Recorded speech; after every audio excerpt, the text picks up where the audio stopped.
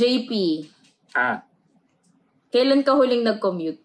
Yung tricycle last month, nung nag-grocery ako, kasi down to earth ako eh. So, nagka-tricycle ako. Ikaw, kailan ka na last nag-tricycle, nag-jeep? I can't remember na. Wow! Wow! Yung last na tricycle, sa Siargao. Sa Siargao ako, last na nag-tricycle. Ikaw, Fons, kailan ka huling nag-commute? Nagko-commute ka pa rin kasi taga Cavite si Fons eh. May kotse na ako. Bumili ako ng kotse last January. Hanggang ngayon, hindi pa ako marunong mag-drive. 6 months na. Pero hindi ka pa rin marunong mag-drive. Hindi. Passenger princess. Ano pala? Hindi driver. Special friend na driver. Happy Pride! Mga pang Happy Pride. Happy Pride na driver.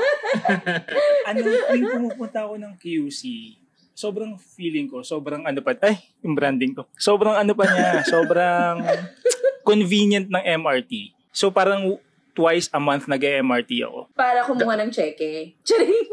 Wala bang P2P ganyan? Meron. Ang tagal kong nag-P2P, grabe. Paiba-iba eh. Minsan MRT, minsan P2P. Kasi minsan sa P2P, ang layo ng lalaka.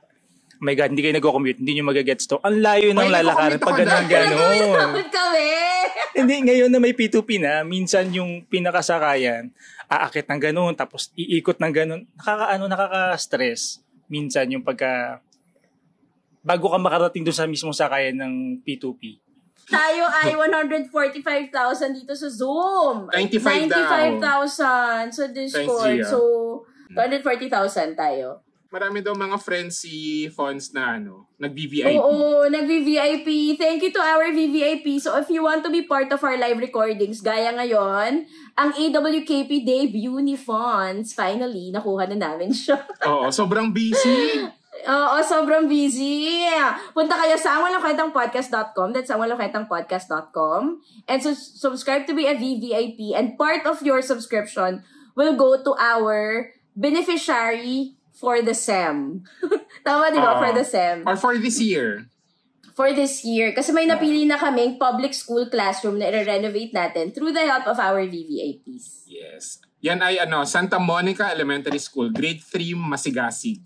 Yes. So, by August, na-renovate na natin yung public school classroom. Yes. Nakikipag-ugnayan na kami doon sa teacher na nag-dominate ng classroom niya. So, yun. Thank you so much, VVIPs. Oh, thank you din sa mga nagbigay na ng mga pledge. Oo. Hindi ko alam kung gusto nilang pangalanan natin sila. Pero, thank you sa mga nagbigay. Paggawa na lang natin sila ng waiting shed. Lalagay natin din yung name nila. Pero yun, sobrang thank you sa mga nag-pledge na aside from pag-VVIP. Thank you, guys. Yes. Okay, sige.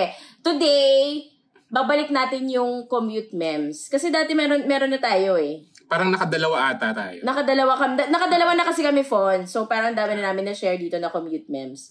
True. Tsaka si Fonzie, isa doon sa mga kilala ko talagang hanggang ngayon nagko-commute. Saludo kami sa'yo, Fonzie.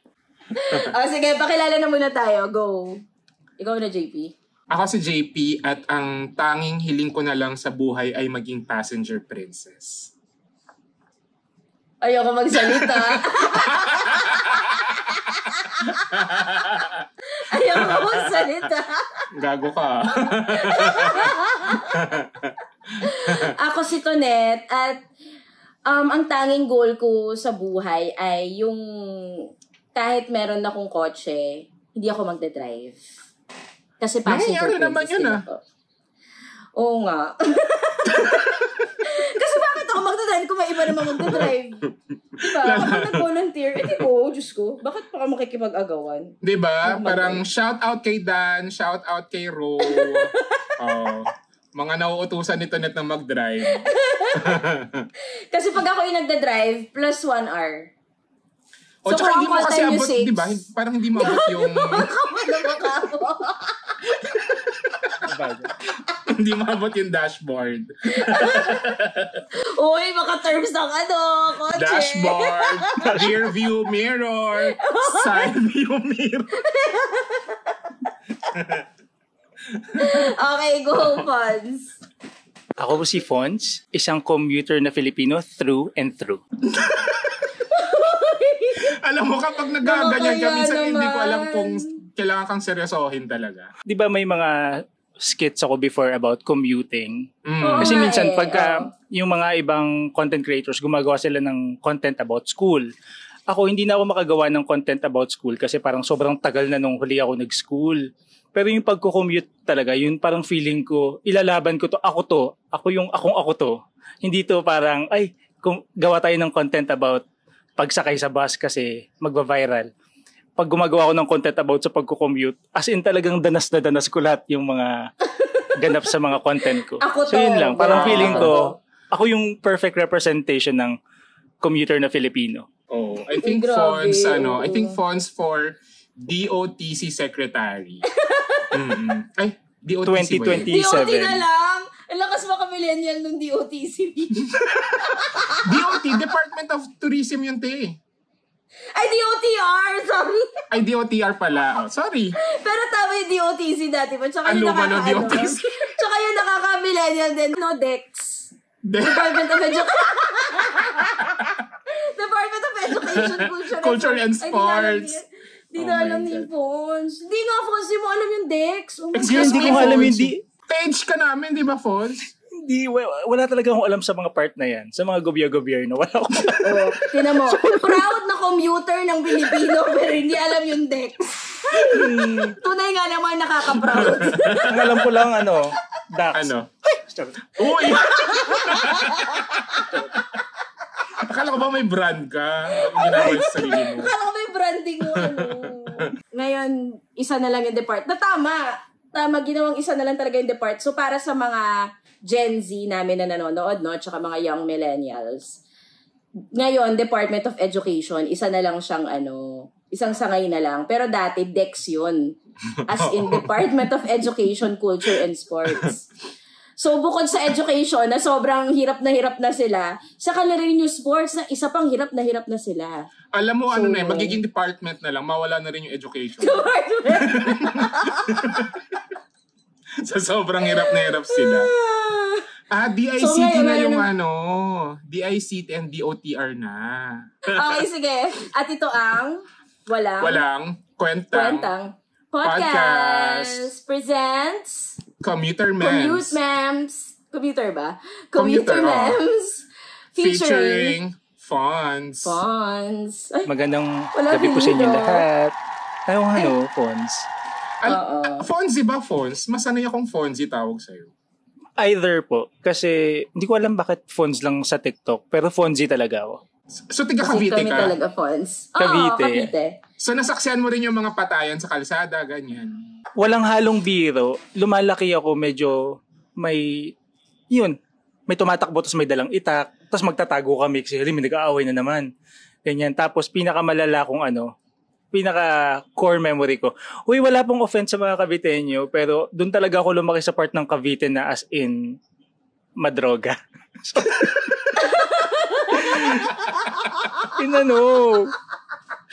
Pinasundo, sabi ng nanay ko, sunduin mo yung kapatid mo kasi galing field trip.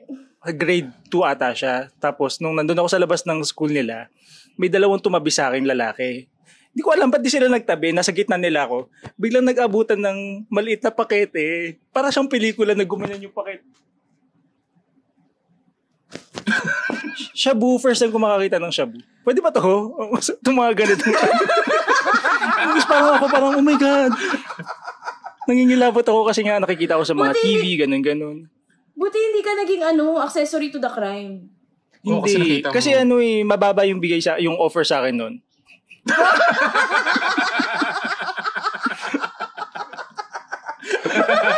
Dapat pala sinama natin si Ida Evans dito para droga dito. Droga, man. Pero grabe talaga sa mga news. Parang lagi kong nakikita na meron laging may tinatapo na katawan, ganyan, or may murder. Nung lumalaki tayo, di ba magkakabatch naman tayo? Nung lumalaki tayo, ang dalas, pero for some reason, parang buong buhay ko safe ako sa Cavite. Ang dami lang nakikita in public na nag-aaway, uy, binaril si ganyan. So, parang nagiging normal na siya. Pero, wait, iko-confront ko nga yung mami ko, ba't ako doon pinalaki? Pero charot lang po, mahal na mahal ko ang Cavite. kaya nga tinawag yung mga taga Cavite na matatapang. Oo. Atapang Kasi hindi ka pwedeng hindi matapang sa Cavite. Pwede na ba ako mag-share ng something commuting? Sige. Para Kasi mawala na tayo sa droga memes. Bilang nabanggit niyo po yung matapang, college ako dito sa Makati, tapos sa Cavite ako umuwi. Wala pang Cavitex noon. So, ang isang way from Cavite to Makati, almost 4 hours. Imaginein mo yung init ng ulo ng mga tao. Kami mga taga Cavite, sobrang sanay na yung konduktor tsaka yung mga pasahero nag-aaway. Kasi pag sumakay ka ng bus, mga alas 7 ng umaga, alas 6 ng umaga, yung mga konduktor, ipoposisyon niya yung mga tao. Yung dito ka, diyan ka. Hindi sila loving. Very sila, dito. Kasi yung mga matatanda, putang ina mo! Ganun sila. Tapos, pinaayos kaya, ganyan. Tapos parang ako ang aga-aga, may mga nag-aaway. Parang siguro twice a month, meron kang maka-encounter sa bus from Tanza Cavite to Makati na nag-aaway na konduktor at pasahero. So, nung lumalaki ako, sinasabi ko, shucks, parang kailangan ko bang maging matapang din para pag dumating yung moment na ako yung inalipusta, mapagtanggol ko yung sarili ko. So, may mga times din na hindi ako proud, pero may mga times na ganyan-ganyan ako sa mga driver. Paano? Pinaglaban mo ang karapatan mo. Oo. Yung hindi sinuli yung sukli. Nasa jeep ako, tapos yung nagkukwentuhan kami magkaka-work. Sabi nung conductor is, may sukli pa ba? May sukli pa ba? Hindi namin narinig. Sabi, okay, wala na. Sige na. Kasi may mga jeep na ganun hindi na magsusukli yung driver, ang magsusukli yung conductor lang. Kasi nasa kanya lahat ng pera. Yung mga nagko-commute dyan sa jeep, gets nyo to. So nung umandar na, sabi ko, shit, hindi pa ako nasusuklian. Inano ko yung driver. Kuya, yung sukli po ng 50. Sinabi kanina! Tanong ko kanina, sinasan niyo may sukli? Sabi niya, narinig ko ho ba? Ganyan kami. Tapos sabi ng mga kasama ko sa work, kasi nga nakalimutan ko, shit, wala pala ako sa Cavite. Sabi niya, Fons, okay lang, wag na. Hindi! Sabi niya, kuya, yung pagkakatanong ko sa'yo, ang bait-bait ko. Sabi niya, hindi! Kayo. Lumabas yung pagka-Cavite ko.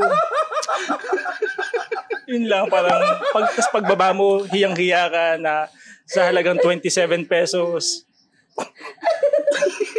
Nabigay ba yung sukli? Oo, nabigay. Nabigay naman siya. So I think ang may pagkakamali dun sa sitwasyon ay ikaw. Feeling ko na-pick up ko as a Caviteño. Tsaka yung pinaka nakaka-stress sa ganyan, yung malapit ka nang bumaba tapos hindi pa rin binibigay yung sukli. Oo, totoo.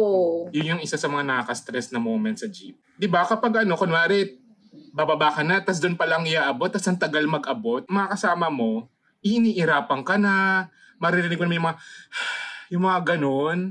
Parang kasalanan ko ba na hindi ako naabutan ng sukli agad? Ilang beses mo nang inulit, di ba parang bago ka humingi ng sukli, hahanap ka muna ng lakas ng loob. Kuya, yung sukli po sa tas walang hindi narinig. Tas parang, mag-gather na naman ako ng strength para sabihin yun. Medyo lalakasan ko ng konti. Kuya, yung sukli po dun sa McKinley. Tapos yung mga tao parang, sukli daw sa McKinley, sukli daw niya. Thank you. Thank you, may tumulong sa pagsigaw. May something Unity pala to, Unity. Oo. Kaya sila nanalo eh.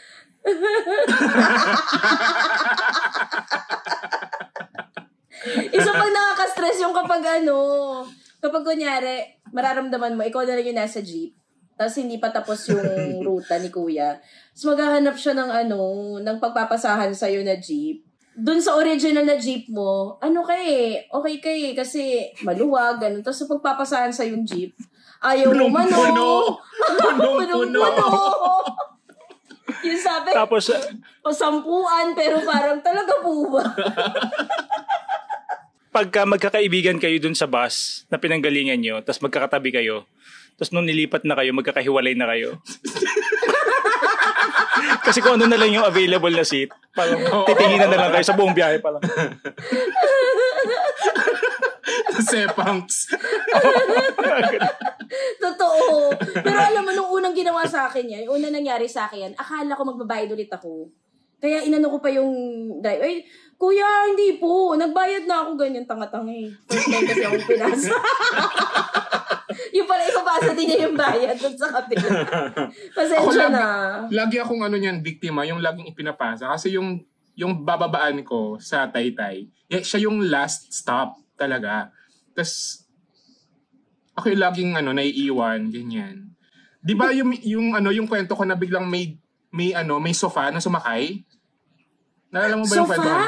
Basta madaling araw, tapos mag-isa na lang ako dun sa jeep, nasa may ako nito, Taytay Bayan. Tapos, mag-isa na lang ako dun sa jeep, tapos biglang may sumakay na sofa na parang, may tao yung sofa or parang inilipat nila, naglilipat ganyan. May tao, may natutulog. May lolang natutulog. tapos inano ka pa na, Toy, tulungan mo nga kami magbaba. Nautusan ka pa. Dire-diretso sa bahay nila. Grabe talaga yung gulat ko doon. Bakit may sofa dito? Magkano bayad doon? Ay, hindi ko na alam. Hindi ako yung conductor nun eh. Kasi ang daya, di ba? Alam ko na, baka yung gagawin ng conductor, pinaupuan din yung sofa. Charing.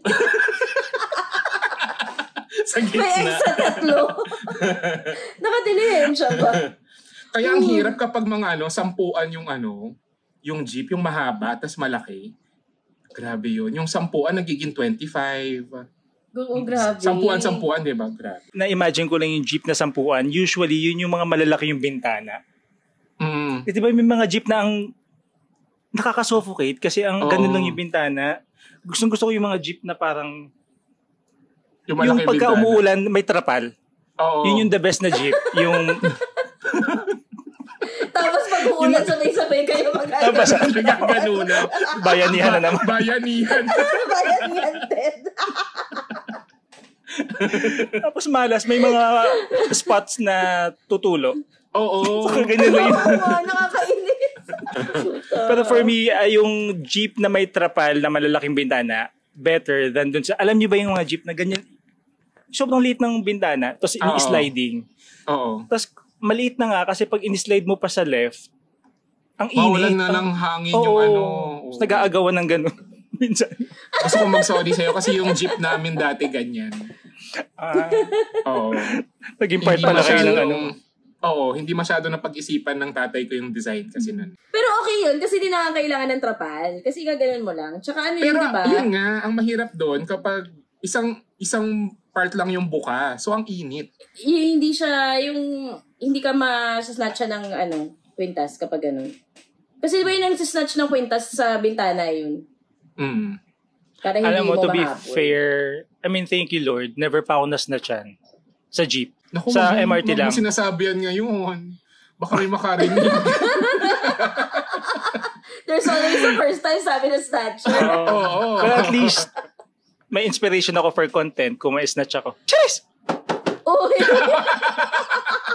Gago ka. Ito kasi, nakwento ko na to kay JP. Pero ewan ko kung naalala niya. Kasi, ito, kwentong commute na Aris style. Nanunog ka ba ng jeep? Hindi naman. May effigy ng driver. Since ano naman yung Grab, diba? Part din ng commute, pagpa-commute. So, medyo recent. So, kasi nga ako nagda-drive.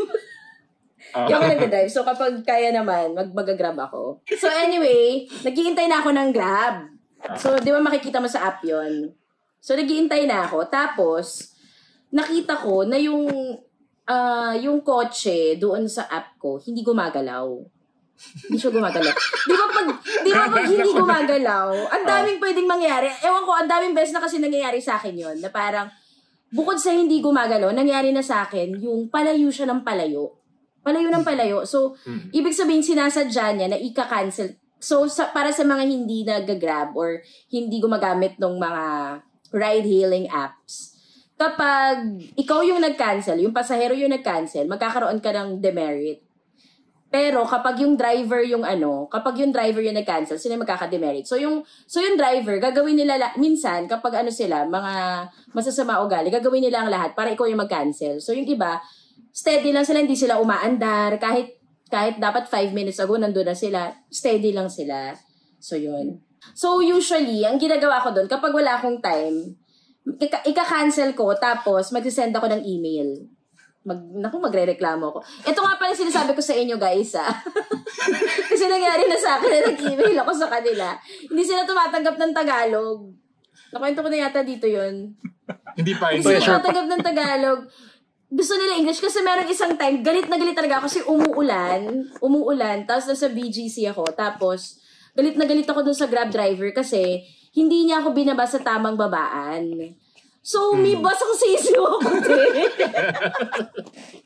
Basang sisiw talaga ako. So, galit na galit ako. Wala, email ako kasi email ako ng angry email sa Grab. Pero Tagalog. Syempre, Tagalog, Taglish. Parang ganyan. Hindi tama to, ganyan-ganyan. Tapos nag-reply yung Grab. Pinapa-English nila. I-resend daw.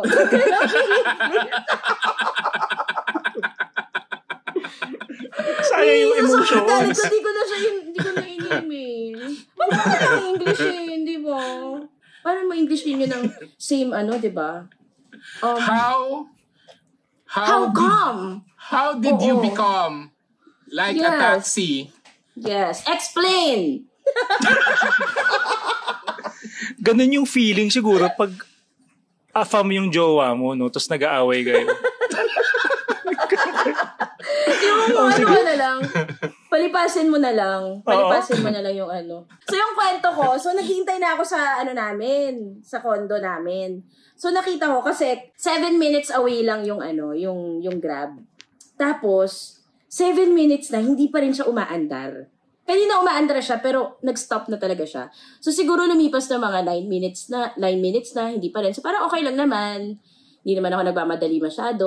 Maaga pa ako sa meeting. Tapos kunyari, naging siguro 10 minutes, ganyan. Tapos naging 15 minutes na may wala pa rin, nandun pa rin siya. Hindi siya umaandar. So parang ako, hindi tama to. So, tinignan ko yung oras ko, sabi ko, late na ba ako sa meeting? Sabi, hindi pa ako late sa meeting. So tinignan ko kung nasan yung kotse, nasan yung Grab, kung saan siya nag-iintay. Alam mo ginawa ko? Pinuntahan ko yung Grab kung saan siya nakita.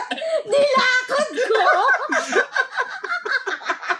So, goodbye. So, pinuntahan ko siya. Nilakad ko. At tapos kung kilala nyo, kasi kung si JP kilala niya, ayoko naglalakad. Ayoko talaga naglalakad. Sabihin, galit na galit ka talaga. Galit na galit talaga ako. Para sabi ko, tinignan ko muna yung mapa nakalagay siguro mga ilang meters away. Ito siguro mga 500 meters, 600. Sabi ko, 7-minute walk, parang kaya ko to. Kung nakita mo yung namin, yung condo namin, paakyat siya ng main road. Meron doon paakyat siya. Nakalimutan ko Parang 700 meters away, pero paakyat nga pala, no?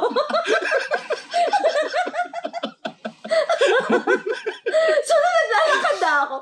Galit ako. So, ini-imagine ko na kung ano sasabihin ko kay kuya. Yung parang, kuya, kung anong kind of Alice energy yung gagamit ko sa kanya. Nandun na ako sa gitna. Sabi ko, tama ba to? Kasi pagod na ako Napagod na ako Pero sabi ko, nasa gitna na ako Alam mo yun? Malayo pa, pero malayo na.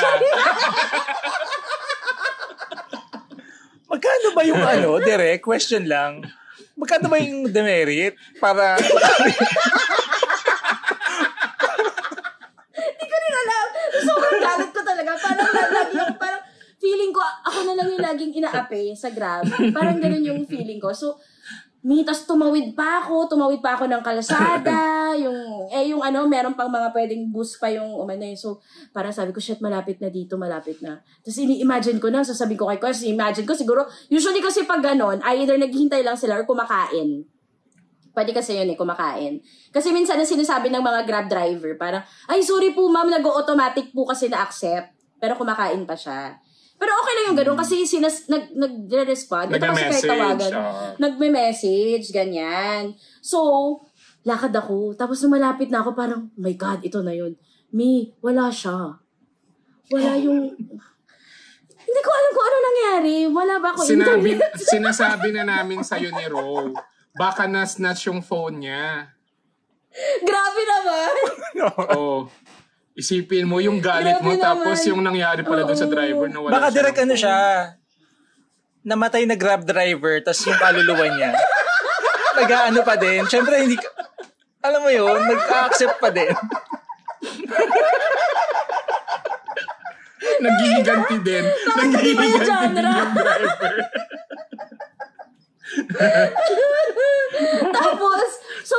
tapos yung pin niya, nandun siya sa parang may side ng residential na. So parang ako, galit na nga ako, lalo pa ako nagalit kasi naglakad ako ng 700 meters.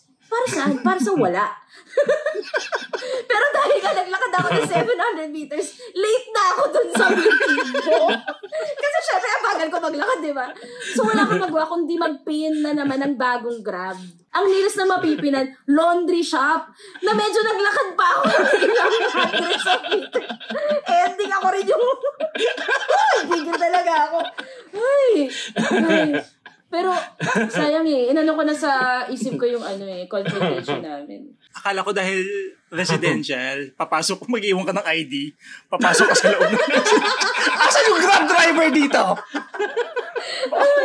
Tapos inisa-isa yung bahay. Kinatok-katok. Grab driver po ba kayo? Actually, si Tonet, masarap siyang galitin. Kasi mapapagod siya. So, ano ugali mo? Mapapagod siya. Okay, go, JP. Hindi, yung sa akin, ito recent lang din, nung Sunday, sa Grab. So, kung hindi nyo na itatanong, so, ongoing ngayon ang The Manila Film Festival. Naisingit. Meron kaming short film doon. Ongoing yan, June 5 to 11. Yan.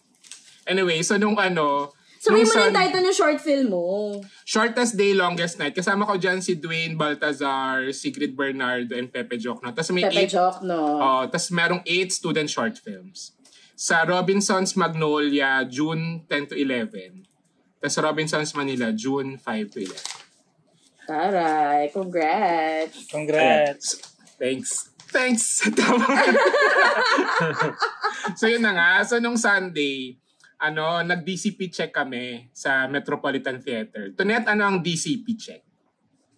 DCP, ito yung Department of Communication and Technology. So basta yung i-check mo kapag ipapalabas na yung pelikula mo sa sinehan. Yun yung DCP. So mag-check lang kami ganyan sa Metropolitan Theater na first time ko makapasok. OMG, ang ganda. Ganda pala doon. Hindi ko nga may theater pala doon na pwede sa pelikula. Yun nga eh. Akala ko. Parang for musicals and plays. Ayan. So anyway, so nung Sunday, pupunta ako ng Metropolitan Theater para mag-DCP check. So nag-book ako ng Grab. Tapos, hindi naman ako maalam sa Maynila dahil nga bilang as a QC girl, hindi ko alam yung mga pasikot-sikot ng Manila, ganyan. So, dinouble check ko pa kung tama talaga yung bababaan ko dun sa Metropolitan Theater, ganyan. Kasi dalawa yung lumalabas. Ang tagal ko pa naghintay ng mga confirmation, ganyan, sa mga friends kung tama. Tapos, so finally, nakasakay na ako, ganyan. Tapos 30 minutes, ang layo ng biyahe. Tapos, itong si Kuya, parang katulad ko rin siyang hindi ata maalam sa Maynila. Diba, siguro mga 15 minutes away pa kami, parang, dito po ba, sir? Parang, Kuya, may mapa. Sabi ko. Parang alayo pa eh.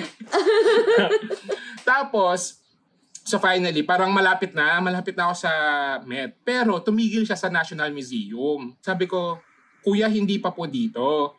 Sabi niya, sir, dito na po. Sabi ko, Kuya, hindi nga po dito kasi National Museum ganyan. Sir, hindi nga po, dito na po kayo. Kaya as in, talaga. Nag-iinit. Ang layo doon Nag-iinit na talaga yung ulo ko. Tapos sabi ko, kuya, patingin na lang po dun sa Grab app. Hindi pa po dito ako bababa. Hay, nako sir. Gumaganon siya. Tapos tinignan niya yung Grab niya, yung app niya. Tapos nakita niya na mali. Sabi niya, hehe, hindi nga. Sabi ko, Hindi tayo parang makipag-joke dito, kuya. joke po ba tayo dito? Hindi ako nakatanggap ng memo. Nakarating ka naman. Nakarating naman. Tapos nagtataka ako kasi 5-star siya. Kapag diba 5, parang wala ka magiging problema doon, ganyan. Parang, Oo nga eh. Anong ni-rate mo nung hinehe ka? hindi ako nagbigay ng rating. Kasi nagbibigay talaga ako ng rating eh. Hindi ko siya binigyan ng rating. He doesn't deserve a rating. Wow! Kala mo naging bigger person ka doon na. Baka naman kasi yun nga, sabi dito, bad day lang. Oo. Nadamay pa ako dun sa bad day niya, no? Ito na ang pack na live recordings at VVIP perks para sa buwan ng Hunyo. Mga bakla, mag-ingay! Magbabalik din this Pride Month si Thais Estrada para sa another ang may kakwenta-kwentang chika. Soji Bill, ipapasa nyo o ipapasa nyo? Ano? Wow, palaaway naman pala. June 14, Friday, 9pm yan. Ang pagbabalik ni Attorney Chel Jokno sa Ang Walang Kwentang Podcast, June 19, Wednesday, 6pm. Dahil nag-enjoy tayo sa nakaraang videoke night with the VVIPs, another KKB Presents Karaoke Night this June 28, Friday at 7pm. Try namin magdala ng special guests like Mariah Clara. Para makasali sa mga live recordings namin, atak na sa angwalangkwentangpodcast.com and subscribe to become a VVIP. Part of your subscriptions will go to our My Kwentang Scholarship Program. Thank you mga ka-eme! Pag sa mga commute, ito yung parang pinakalaging tumatatak at may kirot sa puso ko. Dati kasi, call center agent ako ng matagal na matagal. Tapos, syempre, di ba, pagka buong araw kang nasa work, gusto mo na lang umuwi. The fact na from Makati, uuwi pa ako ng Cavite, minsan pag umuulan, o basta pag parang may mga ganap dito sa Metro Manila, sobrang hirap umuwi. As in, sobrang hirap. Parang parang langgam na yung mga tao sa ilalim ng Ayala Bridge. Wala pa kasing mga point to point. Ay, P2P. So yung mga pauwi ng South, doon lahat nag-aabang sa ilalim ng Ayala. Magwa 1 hour na hindi pa ako nakakasakay. So sabi ko, wala na, desperado na ako. Gusto ko nang umuwi. Pagod na ako, umuulan, ganyan-ganyan. Ang ginawa ko, imagine niyo yung ordinary bus. Wala na ordinary bus ngayon. Parang wala na ako nakikita parang wala na, no? Wala na ba? So, parang wala na ako nakikita. Okay. Ordinary bus, punuan, lahat naka tayo. Katapos, yung sa pinakapintuan ng ordinary bus, nandun na yung tao sa labas. Yung hindi na siya nakapasok. Yung sapatos niya, ganito na lang. Nasa labas siya. Ganyan ha. Ako pa yung nasa third layer. Imagine ito yung pintuan ng bus. Tapos may tao dito. Tapos ako yung Ikaw yung nagpa-protect sa kanila. Ang corny nito, pero umiiyak ako. Habang hindi kasabit. Parang feeling ko hindi ko deserve to. Oh my God. Parang kagagaling ko lang ng Singapore mga a few months ago. So parang sobrang compare mo. Parang hanggang gumigilid yung luha. Parang feeling ko ano bang quality ng buhay ko to. Uuwi pa ako ng Cavite. Tapos yung bababa sa MOA, wala pa rin yung atang PTEX dun eh. Sa MOA bababa, to sa MOA, another pila ng mga van pauwi ng Tanza Cavite. So yun talaga parang galit na galit ako sa buhay ko. Hindi ko makakalimutan na 2 tao na nasa labas na yung pinoprotektahan ko. Habang ako matigas. Sobrang lalag. Hindi ka nalaglag. Parang ang delikado nun. May traffic din kasi. So ang bagal ng lakad. So imagine. Okay lang kung mabilis yung pero dahil traffic. Girl, pagka traffic, pwede ka pang bumaba. Diba? Paandam na ulit yung bus. Pero grabe talaga yung mga lalo na sa Commonwealth, yung mga naghihintay. Grabe. Oo. Nakakaiyak talaga yun. Tsaka yung kahit madaling araw, mag-uumpisa ka na talaga mag-commute kung para mag-uumpisa ka mag-commute ng 5 a.m. para lang makarating sa opisina ng 8 a.m., 9 a.m. Ganun katagal yung buwelo mo. Kasi pag hindi late ka talaga, so, oh my God. Tapos, minsan, di ba, pag uwian na, lahat ng tao pagod. Wala nang babae, lalaki. Lahat, basta pag nakaupo ka na, doon ka na, tapos makikita mo yung ibang mga nagtrabaho sa mall, yung mga sales lady, di ba, buong araw sila nakatayo. Tapos, naka-heels pa. Ako, estudyante lang ako, yung mga time na estudyante ako, parang, kaya ko ba? Or paupahin ko sila ate? Pagodin ako.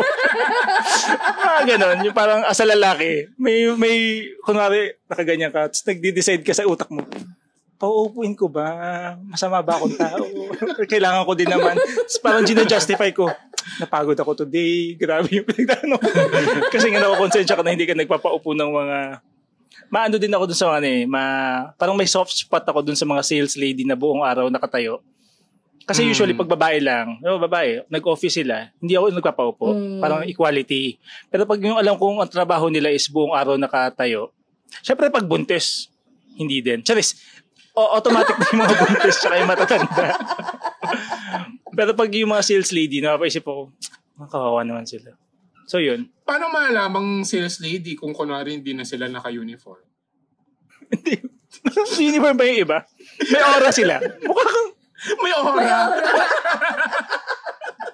Parang gusto kong bentahan ito. Pag gumanon sa... Ma'am, avoid. DD36, Gamusa, Science Park. EDD 147, EDD 147. Please go to the customer service, please. May aura yung sales lady. Tapos ang gagawin na lang ng mga ganyan, yung mga nahihiyang hindi tatayo, tulog-tulugan. Oo, madami ganun. Delikado na yun ngayon kasi mapipicturean ka, mapopost ka sa social media. Trigger warning. Sexual assault, discrimination. If you want to skip this part, fast forward to 44:52. Oh my God, nabalitaan niyo ba yung recently lang to, yung sa Joyride na taxi? Yung queer, tapos... Minessage ko siya.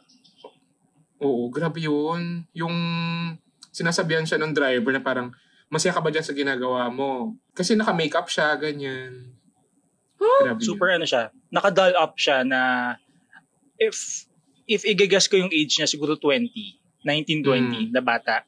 Tapos, habang nakasakay siya sa likod ng TNVS, inaano siya ng driver na, sigurado ka ba sa buhay mo na ganyan? Hindi naman sa sinuhusgahan kita, pero gusto lang kitang ilagay sa tama. Parang ganyan-ganyan. Siya parang, gusto ko lang pong sumakay. Ganyan. Tapos binidyo niya, pinost to call out yung company na parang, bakit ganito po yung mga drivers nyo? Ngayon, ito yung hindi plot twist. Ito yung nakakagigil na nangyari. Nag-viral yung sound, umabot sa family niya. Yung tatay niya, nung nalaman na parang he was being ridiculed in public because of how he looks, siya yung pinagbuntungan ng galit ng tatay niya na, kasi nakakahiya ka. And dun sa post niya is sinaktan siya ng tatay niya and lumaya siya kasi nga feeling niya sa sobrang galit ng family niya is baka mapatay siya. So humihingi siya ng tulong na parang, guys, parang I need a place to stay kasi nga yung viral video, it did not end well. Pero ngayon, nag-check ako sa kanya the other day, okay na siya. He's in a better place. Pero grabe, yung balahibo ko habang binabasa yung second post niya. Pero grabe yun. Kasi nakakagalit talaga yung video na yun. Nung napanood ko. Sobrang nakakagalit talaga. Nanggagalit talaga ako sa driver. Yung sinasabi pa niya na yung hindi, parang tinutuwid ko lang yung buhay mo. Ganyan. Parang, talaga po ba? Kaya nakakatakot na rin mag-commit ngayon no? Kapag yung mga ganyan. Ang mahirap dito, pagka, for example, na biktima ka ng hate crime, alam mo na napakaraming Filipino na isusupport yung yung nanakit. Na parang, are you guys serious? nga kami, na abuso nga kami and all. Tapos, kasi pag binasa mo yung mga comments, even yung kasi I also posted a TikTok video, even dun sa video na parang parang in-air out ko lang yung sentiments ko about parents na hindi nila matanggap yung queer kids nila. Sa comment section ko, may mga pa din, may mga homophobic, and yung iba dun naka-follow sa akin na. Sabi nila na parang, Ang hirap. Ang mag-commute pa din talaga dito. Lalo ganyan yung mga pag-iisip ng mga karamihan. Lalo na sa mga babae, yung mga commuter na babae, yung safety. Grabe. Na ko pa nga, di ba dati, walang separate yung babae sa lalaki. Sa MRT. Yung nag-uumpisa yun, wala. Tapos, grabe. Parang, dahil nga sobrang siksikan sa MRT, totoo naman yung totoo yung parang di mo na kailangang gumalaw. May kusa na lang talagang tutulak sa'yo para makapasok sa loob ng Kapag ganun na yung sistema sa MRT nun, nagpapalipas ako ng mga last trip, second to the last trip, para hindi ako makasiksik sa MRT na puro mga lalaki. Kasi sobrang nakakatakot talaga. Tapos wala ka talagang magawa kasi wala. Paano mo pagtatagol yung sarili mo, nakasiksik ka? Tapos lahat sila, puro mga lalaki.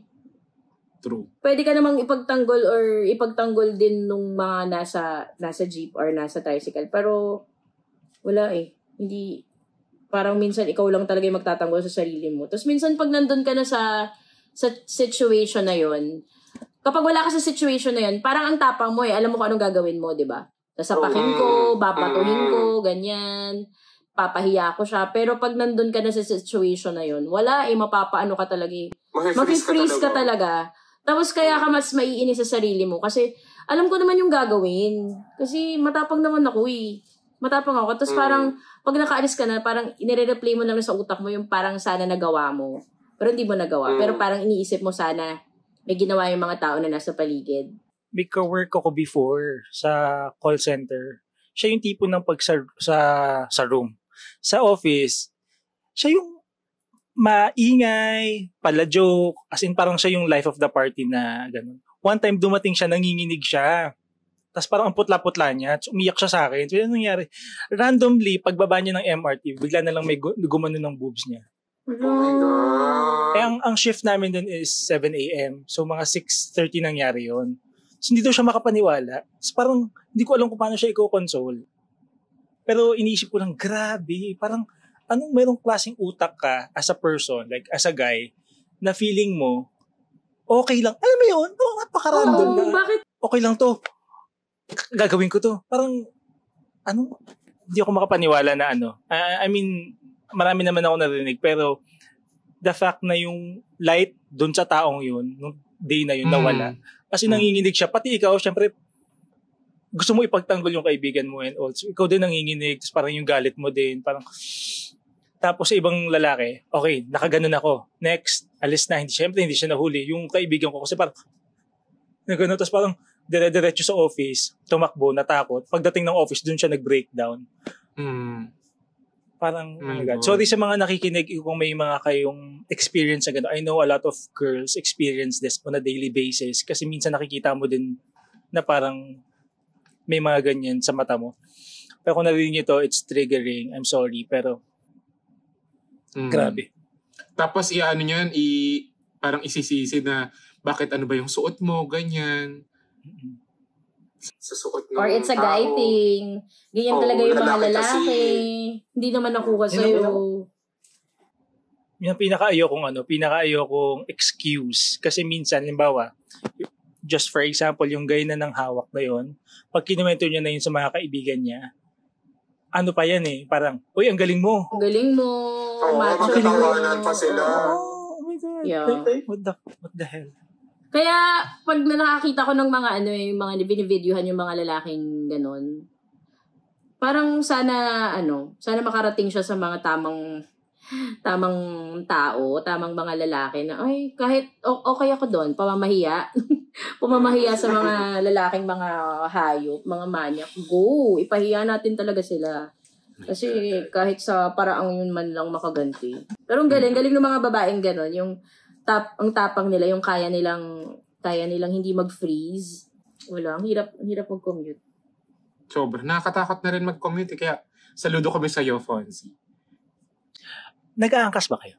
Ako nag-aangkas ako. Move it, angkas. Move it, angkas. Mm. May ibang storya din itong mga angkas nito. Si JP, ang dami tapang nila, alam mo yun, pag yung sobrang tapang nila na makipagsapalaran, parang ine-expect nila, kailangan matapang ka rin siya, susuot tayo dito. Oo. Alam mo, kasi may mga angkas, may mga motor na yung walang sandalan sa walang box sa likod. So, yun yung nakuha mo, kailangan mo ng talagang tapang at tibay ng loob na susuungin niya ang EDSA ganyan ng mabilis. Tawag ito, may added danger pag walang may challenge. Oo. Parang the fact na nasa motor ka na nga, ang bilis ni kuya, tapos wala ka pang sandalan. Feeling mo exposed ka. Hangang-hanga ako sa mga ganun na walang sandalan yung motor, tapos nakakapag-text pa sila. Nakapag-selfie pa, nakapag-TikTok pa. Oo, nakakapag-selfie pa. As in, grabe. May trend na ganun ngayon. Oh my God. Binibideo nila yung sarili nila sa tapos nagli-lip-sync sila. Trend siya ngayon sa TikTok. Oh my God, sana walang malaglag sa kanila. Pero nakakatakot yun. Hindi pa ako nakakapag-angkas. At joyride, ganyan. Bukod sa, ayokong umaangkas sa mga lalaking hindi ko naman kilala. So, kay Dan, aangkas ka? Kaya naman. Pairita. Totoo, may talaga ako. Parang ayoko. Hayaan mo na lang. Hintay na lang ako ng Ayoko talaga. Pero mas mura kasi talaga, Sobrang mura. Tsaka ang bilis. Grabe lang. Grabe yung bilis. Yung parang, nakarating nga kayo, pero buhay ba kayo? Oh my God, naalala mo yung yung may event tayo sa Manila, sa FDCP. Oo. So, niloloko ako nito net na late na daw ako. So, nagangkas ako. Pagdating ko na sa event, pawis na pawis ako, ganyan. Tapos, di pa pala nagsas. Parang fashion ka dun, di ba? Oo. Tapos, puti pa yung t-shirt ko. Pawis. Sana mag-ingat yung mga driver. Kasi, oo nga, nakapunta ka kayo, pero naman, lasog-lasog ba yung buo ba yung mga parte ng may katawan ninyo? May ganung video diba? sa Twitter, pero many years ago, hindi ko alam anong company, basta motorcycle, na semplang sila. Pagka-semplang, sakto, pag-semplang nila, 8-wheeler truck sa mga ulo nila. Ay, sorry. Oh my God. So, parang hindi ako nakapag ganun ng ilang weeks kasi takot. Guys, alam kung babad kayo sa Twitter, nag-viral yun many years ago. So parang nakakatakot talaga. Ang may isa akong nakita sa may underpass, sa may Mega Mall area show. Tapos, biglang may nag-swerve na SUV. Tapos, sumemplang yung nakamotor, tapos diretso lang yung naka-SUV. Wala bang masayang kwento ulit? Oo nga. Feeling ko si Fonzie meron. Fonzie, go. Ito. Nangyari sa akin to college. So, lang to, light-hearted na kwento lang to. So, may sumakay ako sa jeep from Cavite to Cavite, Dasmariñas, Cavite. Papasok ako sa school. Tapos may sumakay na babae. Maya-maya may sumakay na lalaki. Magkalayo sila. So, tinitignan ng lalaki yung babae. So, parang lumalapit yung lalaki. So, maya-maya, pagtingin nung babae, medyo cute naman talaga si kuya. Kay kuya nga ako una napatingin eh. Tapos na-realize ko, cute din pala si ate. Tapos, sila. Sa point of view ko, as a estudyante, magkakilala ba sila? Ba't parang bigla na lang sila magkatabi? Kasi kanina magkalayo sila. Tapos maya-maya eventually dun sa biyahe, medyo magkatabi na sila. Tapos maya-maya nag-uusap, nanghihingi ng number. Tapos yung babae binigay. So may consent naman to. Girl, bago ako May cute. Bago ako bumaba, nakaakbay na si kuya. Ang bilis! Ang bilis! Siyempre ako nagselos. Kasi since hindi nga ako straight, hindi ko alam kung paano galawan ng mga meet cute sa straight world. na-realize ko, parang ano pala na, pwede pala yung mga ganun. Kasi sa gay world, parang tinginan lang parang, alam na. Tsaka in fairness sa jeep, wala masyadong pasahero kasi palapit sila ng palapit. Oo, ano yun, kasi ano siya medyo probinsyang part ng jeep. Tapos, si Ian Constantino pala yun, charit. Yung kanta niya. Ayoko nang pumara. Para pwede nga daw sa commercial. The closer I get to you. Dito nung college. Kasi nga nung college, may nagpa-part-time ako na call center. So, puyat to the highest level, ganyan. So, tas uwian ako nun sa Taytay, galing Katipunan, galing UP, ganyan. So may time noon, pauwi na ako galing school. Galing na akong part-time call center. So puyat na talaga ako. Gusto ko nang matulog. So sa jeep, yung hindi mo na may iwasang mapapasandal ka na talaga sa katabi mo. So yung katabi ko, nanay, na parang feeling ko, halos same kami ng bababaan. Parang Taytay bayan siya, ganyan. Basta Taytay din siya. Layo kasi parang siya yung katabi ko sa buong trip. So, yung unang level, yung parang patulog ka pa lang. So, yung nawala, hele-hele ka pa lang, ganyan. So, medyo nababump mo na siya. So, yung first reaction niya sa akin, titignan niya ako ng masama. Titignan na ako ng masama nung ate sa magigising ako, ganyan. Tapos, yung next level napapasandal na ako sa kanya. Tapos, ginagawa niya, ginagano niya yung balikat niya. Tapos ito yung nagulat talaga ako. So yung next na sandal ko na sa kanya, nagulat ako kasi kinurot niya ako, te. Hindi na nagpasimple. Hindi naman tumuloy yung laway ko noon. Feeling ko, aware ako noon na hindi tumuloy yung laway ko. Paano mo nalaman? Makikita ko sa shoulders niya. Sana inamoy mo direct. Ay, hindi ko laway yan. Hindi sa akin, sa nanay ko. Kwento ko lang. Kasi naalala ko lang kasi kinuwento ko to kahapon sa friend ko dito sa Ayala actually. Nung mga high school pa lang ako nito. Sumakay daw siya sa jeep tapos meron siyang 7,000 pesos sa bulsa. Yung 7,000 naka-fold. So medyo makapal siya. Nung I don't know anong year to, siguro mga 2006 ganyan. So yung 7,000 is malaking halaga siya pangbabayad sa bahay sa Pag-ibig. Tapos yung nanay ko habang nakasakay, naramdaman niya parang gumaan na yung bulsa niya. Pagtingin niya na slice, ano yun? Oo. Yung time na yun parang Na-slash, medyo hirap na hirap kami sa buhay. Tapos yung 7,000 na yun kailangan na ibayad sa Pag-ibig. Sorry, natatawa ko pero matagal naman na to. Noong time na to, traumatic to sa nanay ko. Pero ngayon, looking back, hindi siya sa Cavite lumaki pero medyo na-adapt niya na yung pagiging Caviteño. Nung nalaman niya na nas-chan siya, sabi niya, nagwala siya sa jeep. Sabi niya, sino naglaw? Itigil tong jeep na to. Ganyan. Walang alis. Kakapkapan ko kayo isa-isa. Ganon. Tapos yung mga tao parang, what's happening? Pagkatapos, yung katabi niya, sabi, yung po yung magnanakaw, yung kabababa lang. Takbo daw yung nanay ko. Oh my God. Pagkababa lang, yung naabutan niya, estudyante na walang kaalam-alam. Sabi niya, nilakaw mo yung ano ko. Tawag daw yung pulis yung nanay ko. Ninakawan ako nito. Tapos po yung estudyante kabababa lang, ano po nangyayari? Tapos pagtingin, kinapkapan yung estudyante, mga college student, wala daw. Tapos syempre na-realize niya, yung nagturo, baka yun. Nakakatawa to kasi running joke na to sa family namin na parang hawakan yung jeep. Itiga to, jeep na to! Ayun! Thank you naman, Fons! At congrats sa success mo. Sa mga hindi pa nagpa-follow kay Fons sa TikTok, bakit ba yun yung ano mo? Bakit ba yun yung...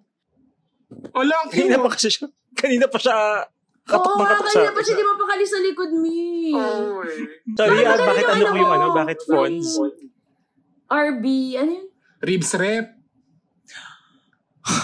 mahabang kwento. Kasi, dati yung, bago ko mag-TikTok, dati akong stan account sa Twitter ni Lord.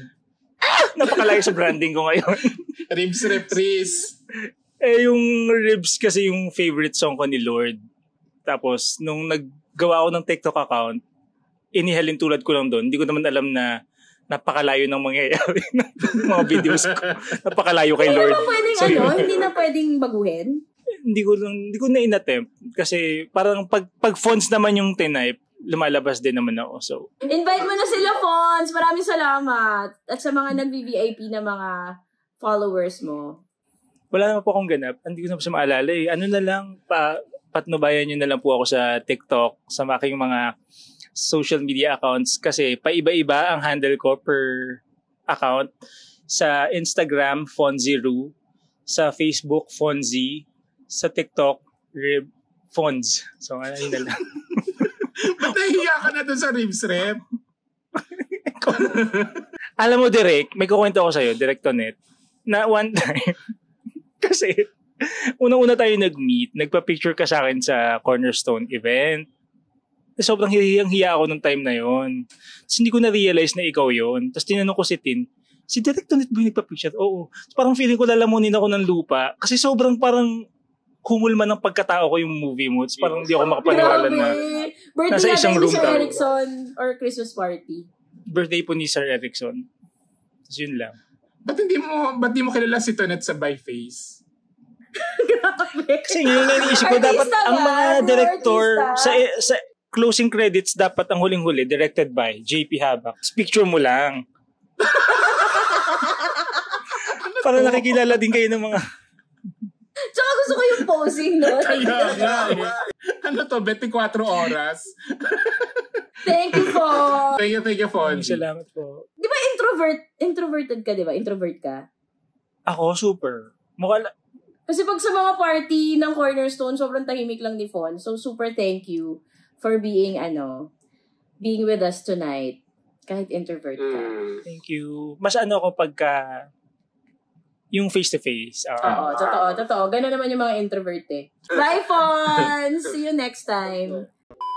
Ayan, so sa mga brands dyan, baka naman you like to partner with us, feel free to email us at ang walangkwentangpodcast@gmail.com. And if you like this episode and podcast and channel, like and subscribe sa YouTube. So every Monday, we release a new episode via YouTube. So watch it first on YouTube. And every Thursday, yung audio version nun sa Spotify. So every 8 p.m. kami nagre-release tuwing Monday sa YouTube. Tapos pwede kayong, sa premiere, usually nandun kami ni JP, makiki-comment and makiki-chat kami doon. So join ko every 8 p.m. Mondays. Tapos, ayun, you can send your hindi namin alam na may ganun eh. You can send your gifts. May gifts pala sa YouTube kasi sorry, hindi kami YouTuber talaga eh. Pero thank you so much. Yung ba yung supers? Ba yung tawag sa supers? Yun yung supers. Yes. Yes. Ayun. Follow us on Instagram at AWKPstuffs. Doon kami naglalagay ng lahat ng mga recordings for VVIPs for the month.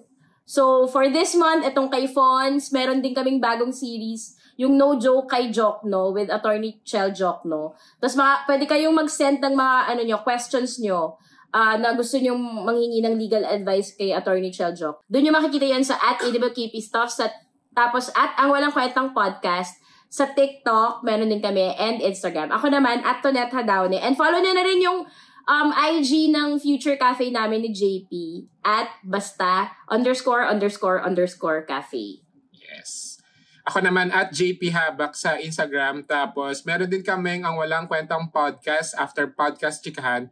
Tapos wala na kaming wala pa kami sa Apple Podcast. Spotify muna. Ayun. Thank you, VVIPs. Maraming salamat. And thank you for watching always. Bye, guys. Thank you, Fonzie. Thank you, guys. Bye-bye. Bye. Salamat.